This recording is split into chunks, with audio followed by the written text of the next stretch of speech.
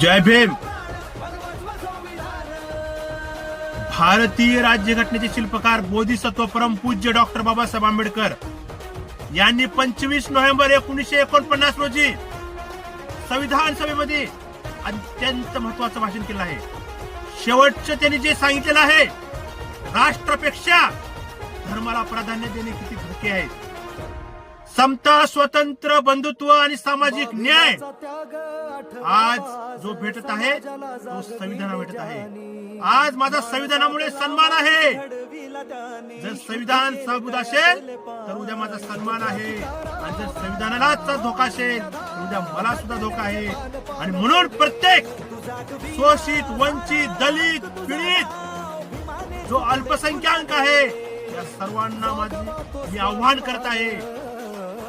या संविधानाने आपल्याला सन्मान दिलेला आहे. जो गाव पातळीवर जो ग्रामपंचायतचा सदस्य आहे, जो गावचा सरपंच आहे, जो आमदार आहे, जो खासदार आहे, जो मंत्री आहे, हे कोणी दिलेले नाहीये. तर बाबासाहेबांच्या संविधानाने आज सन्मान आम्हाला त्या पदापर्यंत जाता आलं. आज डॉक्टर झाले, आज इंजिनियर झाले, आज कलेक्टर झाले, आज मोठ्या मोठ्या पदावर कोणामुळे? संविधानामुळे आहे. संविधानाने आमचा सन्मान केलेला आहे. म्हणून आपण सुद्धा संविधानाचा सन्मान केला पाहिजे. आणि संविधानाच्या या महासभेला आदरणीय बाळासाहेब आंबेडकरांनी सभा आयोजित केली आहे. ही सभा 25 नोव्हेंबर